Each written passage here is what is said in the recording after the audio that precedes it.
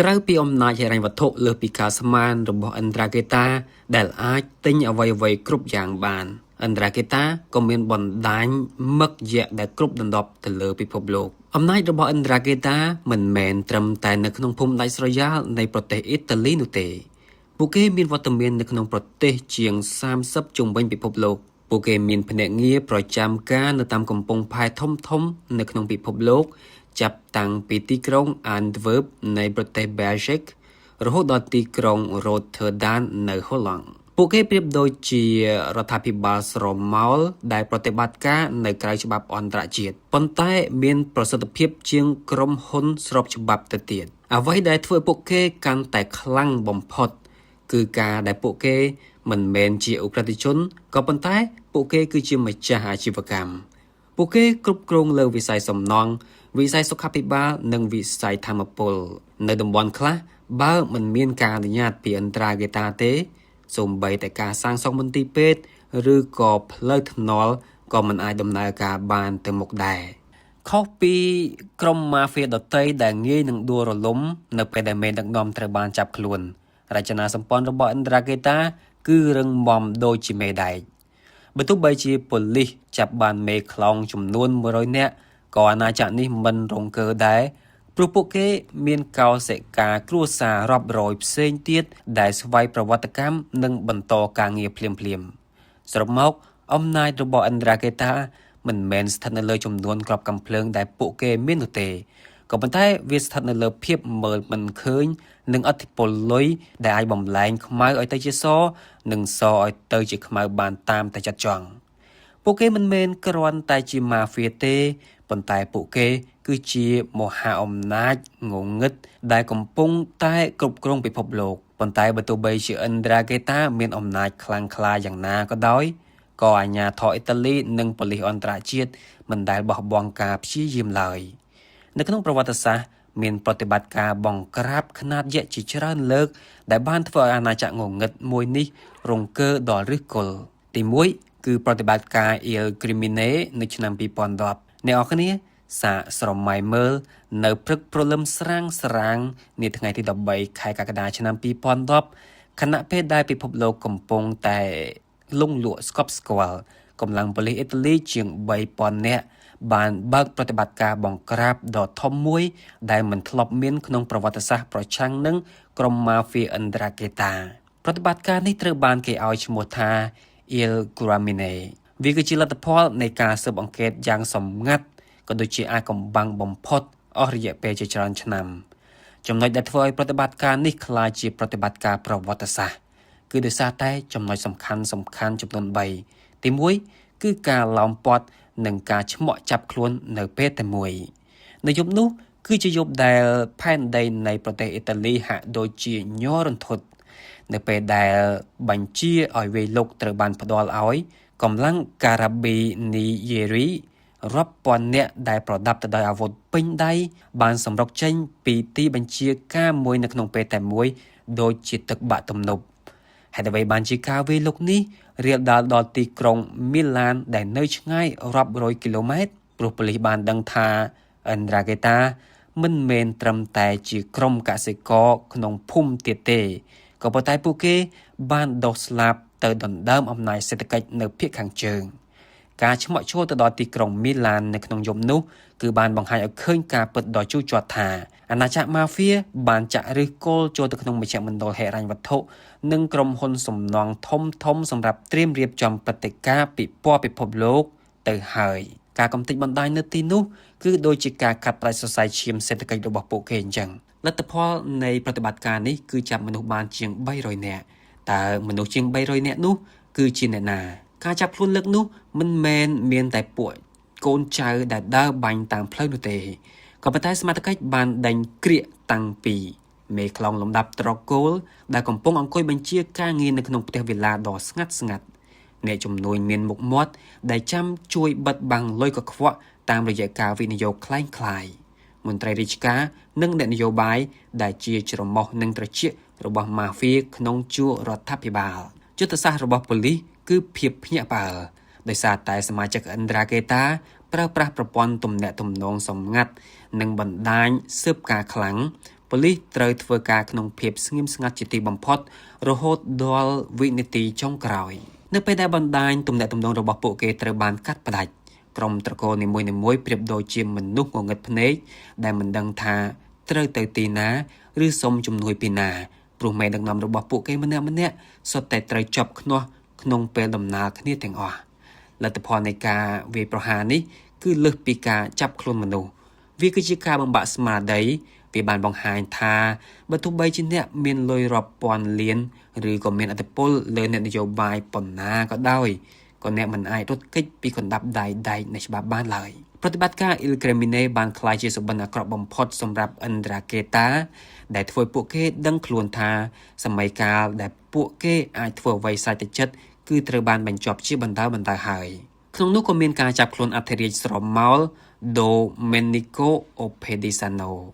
អ្នកប្រហែលជាពិបាកនឹងជឿថាខណៈពេលដែលប៉ូលីសដែលសម្រុកទម្លាយទ្វារផ្ទះរបស់ Domenico Oppedisano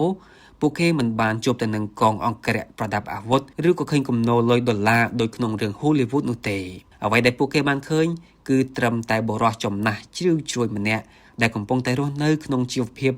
យ៉ាងសាមញ្ញជាទីបំផុតស្ទើរតែមិនគួរឲ្យជឿថាគាត់គឺជាមហាសេដ្ឋីស្រមោលនៃពិភពងងឹតនោះឡើយហេតុអ្វីបានជាមានការចាប់ខ្លួនតាចាស់ជរាម្នាក់នោះហើយការចាប់នោះក្លាយជាជោគជ័យដ៏ធំបំផុតព្រោះ Oppedisano មិនមែនជាមេដឹកនាំធម្មតានោះទេគាត់គឺជា Capo Crimine ដែលមានន័យថាជាអ្នកថែរក្សាច្បាប់និងអាជ្ញាកណ្ដាលកំពូលនៃឥណ្ឌ្រាកានៅក្នុងពិភព Mafia ដែលមានតែការកាប់សម្លាប់និងការក្បត់គាត់គឺជាមនុស្សតែម្នាក់គត់ដែលត្រកូលទាំងអស់ត្រូវតែលុតជង្គង់ស្ដាប់បង្គាប់បើគ្មានការអនុញ្ញាតពីគាត់នោះក៏គ្មានការតែងតាំងមេដឹកនាំថ្មីអាចកើតឡើងបានដែរការចាប់ខ្លួនគាត់គឺស្មើនឹងការដកហូតអាជ្ញាប័ណ្ណនៃសហព័ន្ធ Ndrangheta ទាំងមូលអស់រយៈពេលជាច្រើនឆ្នាំគាត់គឺបានបោកបញ្ឆោតភ្នែកប៉ូលីសដោយការជិះម៉ូតូកញ្ចាស់ដឹកផ្លែឈើអូលីវនិងក្រូចលក់គាត់ជឿថាភាពសាមញ្ញបំផុតគឺជាខែលការពារដ៏រឹងមាំបំផុតប៉ុន្តែអ្វីដែលគាត់មិនដឹងគឺប៉ូលីសបានលួចដាក់បង្កប់ឧបករណ៍ស្ដាប់សំឡេងតូចខ្លាំងរហូតដល់ក្នុងចំការអូលីវរបស់គាត់រាល់ពាក្យខ្សឹបខ្សៀវដែលគាត់បានប្រើដើម្បីសម្រេចវាសនាគ្រឿងញៀនរាប់តោននិងការកាត់ទោសប្រហារជីវិតមនុស្សគឺត្រូវបានកត់ត្រាទុកយ៉ាងច្បាស់លាស់ជារៀងរាល់ថ្ងៃការចាប់ខ្លួន Oppedisano បានបញ្ជូនសារមួយយ៉ាងច្បាស់ទៅកាន់អ ுக ្រិតជនគ្រប់រូបថារូបភាពបន្លំភ្នែកមិនមែនជាជំរកដែលមានសុវត្ថិភាពរហូតឡើយបើទោះបីជាអ្នកព្យាយាមធ្វើខ្លួនជាមនុស្សសាមញ្ញឬរស់នៅឆ្ងាយពីបច្ចេកវិទ្យាយ៉ាងណាក៏ដោយក៏យុត្តិធម៌គឺនៅតែមានហើយនឹងទៅរកអ្នកឲ្យទាល់តែឃើញមូលហេតុដែលប៉ូលីសចាប់ផ្ដើមដាក់ការសង្ស័យនិងតាមដានយ៉ាងស្អិតរមួតទៅលើលោកតា Domenico Oppedisano រហូតដល់ឈានដល់ការចាប់ខ្លួន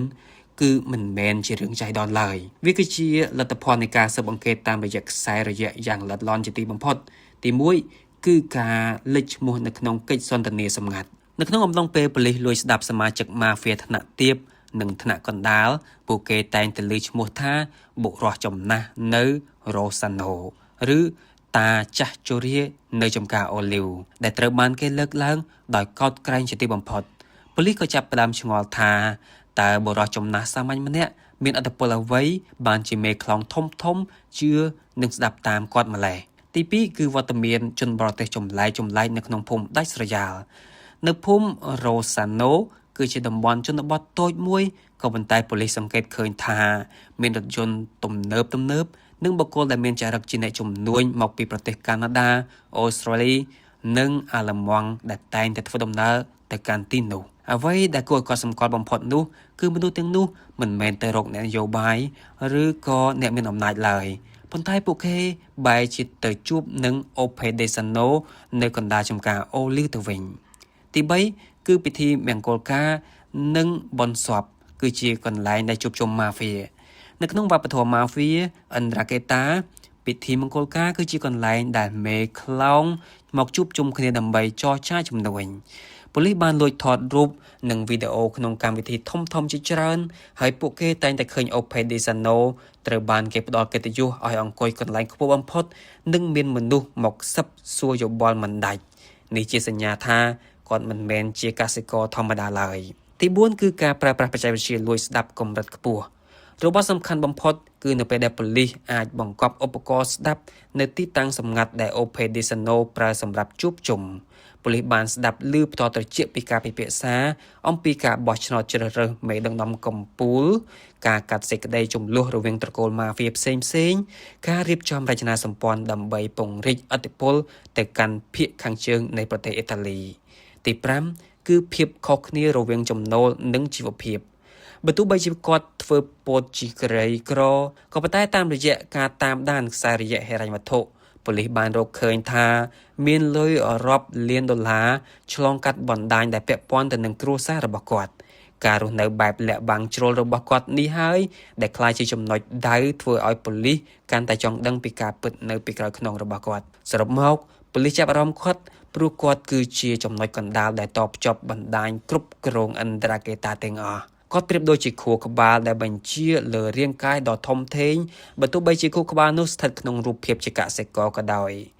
នៅវិនាទីដែលគាត់ត្រូវបានចាប់ខ្នោះអាណាចក្រដែលធ្លាប់តែមានមោទនភាពថាគ្មានអ្នកណាអាចប៉ះពាល់បានស្រាប់តែបែកខ្ទាតចេញដូចជាក្រដាស់ត្រូវខ្យល់បក់នេះគឺជាសក្ខីភាពដែលបញ្ជាក់ថាមិនថាអំណាចងងឹតមានឥទ្ធិពលយ៉ាងណាក៏ដោយក៏វាមិនអាចឈ្នះលើការតស៊ូនិងការលះបង់របស់កម្លាំងយុត្តិធម៌ដែលបានចំណាយពេលរាប់សិបឆ្នាំដើម្បីតាមរកការពិតនោះទេមុនប្រតិបត្តិការនេះពិភពលោកនិងសូម្បីតែប៉ូលីសខ្លួនឯងតែងតែយល់ច្រឡំថាឥន្ទ្រាកេតាគឺជាក្រុមតូចៗដែលធ្វើការបែកខ្ញែកគ្នានិងគ្មានអ្នកបញ្ជាកណ្ដាលក៏ប៉ុន្តែតាមរយៈភស្តុតាងដែលប្រមូលបានពី Il Crimine ប៉ូលីសបានរកឃើញថាការពិតដ៏គួរឲ្យតក់ស្លុតគឺពួកគេ